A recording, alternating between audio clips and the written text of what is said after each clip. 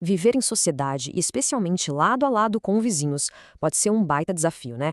Por isso, a nossa explicação de hoje funciona como um autêntico guia de sobrevivência para a vida em vizinhança. A gente vai usar o Código Civil Brasileiro para entender exatamente como a lei atua como árbitro final para qualquer atrito que acabe surgindo entre pessoas que dividem o mesmo espaço, seja no meio da cidade ou lá no campo. Então vamos lá, direto ao ponto. A nossa rota de hoje passa por 5 passos. Primeiro, as regras da boa vizinhança. Segundo, o uso anormal da propriedade. Terceiro, como lidar com fronteiras, árvores e águas. Quarto, passagens forçadas e tubulações. E para fechar com chave de ouro, o direito de construir. Número 1. Regras da boa vizinhança. Para começar, a gente precisa entender o que sustenta todo esse sistema. O pulo do gato aqui é que os deveres entre vizinhos são o que o direito chama de obrigações propter rem. E o que isso quer dizer na prática? Quer dizer que a obrigação gruda no imóvel, não na pessoa. Elas acompanham a propriedade, não importa quem compre, quem alugue ou quem ocupe. Se alguém se muda para um imóvel novo, herda automaticamente todo o pacote de regra de convivência com quem está ali do lado. E para testar como isso funciona no mundo real, imagina o seguinte cenário clássico. Tem uma macieira linda, plantada bem coladinha no muro de divisa. Aí, um belo dia, uma maçã se solta daquele galho que passa por cima do muro e cai lá no quintal do vizinho. A grande pergunta de R$ 1 milhão é: de quem é essa fruta agora? Do dono da árvore ou do dono do quintal onde ela caiu? A resposta quase sempre surpreende as pessoas. Pela lei, os frutos caídos naturalmente pertencem ao dono do solo onde eles foram parar, claro, desde que seja uma propriedade particular. Isso é uma exceção fascinante àquela regra geral do direito de que o acessório sempre segue o principal. Ou seja, o vizinho ganha a maçã de brinde. Mas olha só o detalhe fundamental. Ela precisa cair sozinha, de forma natural. Ninguém pode ir lá, dar uma balançada na árvore do vizinho e pegar a fruta, tá? E já que tocamos no assunto do vizinho, vamos para a seção 2, o uso anormal da propriedade. É aqui que a gente vê como o sistema reage quando a convivência não é tão doce assim. Entramos no terreno do uso anormal, que, convenhamos, é o verdadeiro coração daquelas brigas épicas de condomínio. O Código Civil define o mau uso da propriedade como uma regra de 3 muito específica. Pensa assim. Um uso é normal quando ele prejudica a segurança, o sossego ou a saúde de quem vive perto. Barulho ensurdecedor de madrugada ataca o sossego. Uma fábrica clandestina de fogos de artifício na garagem ataca a segurança. Fumaça tóxica saindo da chaminé ataca a saúde. Se o seu incômodo não se encaixar em pelo menos um desses 3 pilares, a lei de vizinhança simplesmente não tem como intervir. Isso nos leva a um detalhe incrivelmente curioso. A lei protege firmemente a segurança, o sossego e a saúde. Mas ela não protege o decoro ou a moralidade. O exemplo clássico que a gente encontra no material jurídico é o seguinte: se um apartamento vizinho é usado para prostituição, os outros moradores não podem usar o direito de vizinhança para impedir isso, a não ser que exista uma perturbação real do sossego, tipo um barulho excessivo ou algum risco à segurança. A lei é totalmente pragmática e material, não moral. Agora, dentro desse conceito de uso anormal, a lei faz uma divisão bem inteligente entre o que é abusivo e o que é lesivo. O ato abusivo é quando a pessoa está fazendo algo dentro do terreno dela, mas de um jeito que extrapola e prejudica o vizinho. Sabe aquele som no volume máximo 3 da manhã? Isso. Já o ato lesivo é um pouco diferente. A atividade é legal, a pessoa até tem alvará da prefeitura, tipo uma indústria funcionando, mas ainda assim causa dano físico, como jogar fuligem nas casas ao redor. E detalhe, os 2 casos dão direito a uma ação legal. Mas vem cá, como é que um juiz bate o martelo e decide se um incômodo é realmente insuportável ou se é só o preço normal de viver em sociedade? Existem 3 critérios para isso. Primeiro, a extensão do dano. Tem que ser algo que passe do limite do suportável para uma pessoa média. Segundo, a zona e os costumes. Afinal, não dá para exigir o silêncio de um bairro estritamente residencial no meio de uma área industrial, certo? E terceiro, a anterioridade. Quem chegou primeiro importa. Se alguém constrói uma casa colada numa oficina mecânica que já estava lá operando há 10 anos, não pode simplesmente exigir que ela feche as portas por causa do barulho. E o caminho que a justiça segue para resolver isso é quase como uma escadinha de 3 degraus. Degrau 1. Tolerar. Se o incômodo for considerado normal, a vítima vai ter que respirar fundo e aguentar. Degrau 2. Se for de fato intolerável, a primeira tentativa é reduzir o impacto. Colocar um filtro de poluição, limitar o horário de funcionamento, coisas assim. E apenas no degrau 3, se não tiver jeito mesmo de reduzir o problema, o juiz manda cessar a atividade ou até demolir a obra.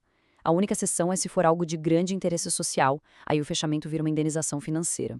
Bom, saindo um pouco dos conflitos humanos, vamos para a seção 3, fronteiras, árvores e águas. Vamos ver como a lei lida com as fronteiras criadas pela própria natureza. Tem uma regra genial sobre aquelas árvores que crescem milimetricamente na linha que divide dois terrenos. A lei presume na hora que essa árvore pertence aos dois vizinhos. É como se fosse um condomínio forçado. Isso significa que tanto os frutos quanto o tronco são dos dois. E o mais importante de tudo, nenhum dos vizinhos pode simplesmente ir lá e cortar a árvore sem o ok do outro. Se tiver causando problema e eles não chegarem a um acordo, só o Poder Judiciário pode autorizar a motosserra. E quando o papo é água, quem dita as regras é a gravidade. Imóveis que ficam na parte mais baixa do terreno são obrigados por lei a receber toda a água que corre naturalmente dos terrenos de cima, tipo a água da chuva. Você não pode levantar um murão para represar a água e alagar a casa do vizinho lá no alto. Mas, em contrapartida, o dono do terreno de cima não pode fazer nenhuma obra artificial que piore a situação de quem está embaixo, tipo canalizar a água para descer com muito mais força em um ponto só. Tem que deixar fluir. Falando em fluir, chegamos na seção 4. Passagens forçadas e tubulações. Aqui o buraco é mais embaixo, porque o que precisa passar não é água, mas sim pessoas, carros e serviços básicos. A passagem forçada é, na verdade, um direito de sobrevivência do imóvel. Ela só acontece quando um terreno fica completamente, absolutamente encravado, ou seja, preso sem nenhuma saída para via pública, porto ou nascente. Numa situação extrema dessas, o dono tem o direito de obrigar o vizinho a abrir um caminho para ele. Claro, pagando uma indenização justa por isso. Mas preste bem atenção. A lei não está nem aí para sua conveniência. Se já existe um caminho, mesmo que seja longo, esburacado ou mais difícil, o terreno não é encravado. E aí, esquece, você não pode obrigar o vizinho a te dar um atalho. E a mesma lógica se aplica àquela infraestrutura invisível que faz a cidade funcionar. Se for impossível ou absurdamente caro puxar água, luz ou esgoto por outro caminho, o vizinho é obrigado, por lei, a engolir a seco e tolerar que canos e cabos passem por baixo da terra dele para atender o imóvel do lado. De novo, rola uma indenização para cobrir qualquer dor de cabeça ou desvalorização do pedaço afetado. É a vida em comunidade dizendo que ninguém pode ficar isolado de serviços essenciais. E agora a gente chega ao grande clímax da nossa explicação, a seção 5, o direito de construir. É exatamente aqui que mora o maior volume de processos e dores de cabeça, que é quando o limite do tijolo encontra o limite da privacidade. A chave de tudo aqui é a matemática da privacidade. A lei é super rígida para não deixar ninguém invadir a intimidade do vizinho. Vai construir uma janela, um terraço ou uma varanda que dá de cara para o lote do lado? Visão direta? Tem que ter no mínimo 1,5 metro de distância da linha de divisa. 1,5 metro. Agora, se a visão for só de ladinho, aquela visão perpendicular, a distância cai para 75 centímetros. E detalhe, se for área rural, o recuo obrigatório pula para impressionantes 3 metros de distância. Mas toda regra tem sua brecha, né? Tem uma exceção muito específica aqui para as regras de construção que é focada em ventilação e iluminação. Se você precisa abrir um vão colado na divisa, a lei deixa, mas com uma condição. Tem que ser um buraco minúsculo. O limite é de no máximo 10 centímetros de largura por 20 de comprimento e ainda tem que ficar a mais de 2 metros de altura do chão daquele cômodo. É literalmente um buraquinho para entrar luz, que torna fisicamente impossível ficar espionando o que está acontecendo na casa ao lado. Outra regra que não tem discussão na hora de construir é: não jogue o problema do seu telhado no colo do seu vizinho. Todo mundo tem que construir o telhado de um jeito que a água da chuva caia estritamente dentro do seu próprio terreno. Se você não quiser colocar calha para segurar a água, a lei exige que o beiral do seu telhado fique a pelo menos 10 centímetros de distância do terreno do vizinho, só para garantir que a água vai pingar na sua terra e não na dele. E quando os vizinhos dividem a mesma parede estrutural? O famoso muro de divisa, ou parede meia. Quem resolve construir primeiro pode subir a parede inteira dentro do próprio terreno ou colocar metade da espessura para cada lado. Só que a mágica acontece na hora do custo. Se o vizinho resolver aproveitar essa parede para apoiar o próprio telhado ou a laje dele, um negócio chamado travejar, ele passa automaticamente a ser obrigado a pagar metade do valor da construção daquela parede para quem fez a obra original.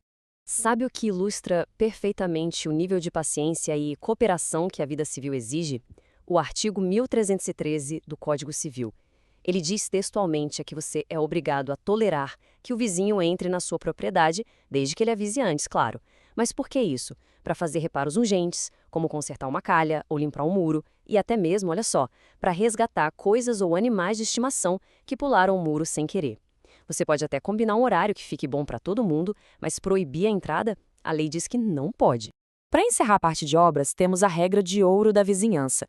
Se uma construção sua causar qualquer tipo de rachadura, infiltração ou dano na casa ao lado, a sua responsabilidade é objetiva. E o que isso significa em bom português? Que não precisa provar quem teve a culpa ou se o pedreiro foi descuidado. Basta provar que o dano está lá e que foi a obra que causou. Ponto. O dono do imóvel e o engenheiro respondem juntos e são obrigados a pagar cada centavo do prejuízo do vizinho. Depois de navegar por todos esses cenários hoje, fica uma reflexão bem interessante. Como é que a lei consegue equilibrar essa nossa vontade de ser dono absoluto do próprio pedaço de terra com aquelas obrigações inegociáveis de viver em sociedade? O Código Civil nos mostra claramente que ser proprietário não é ser um rei isolado no seu castelo. Você é parte de um ecossistema. As regras nos forçam, querendo ou não, à tolerância, ao bom senso e ao respeito pelo espaço do outro. Pense nisso da próxima vez que for planejar uma reforma ou quando escutar a música alta tocando na casa ao lado. Até que ponto somos realmente donos absolutos do nosso espaço?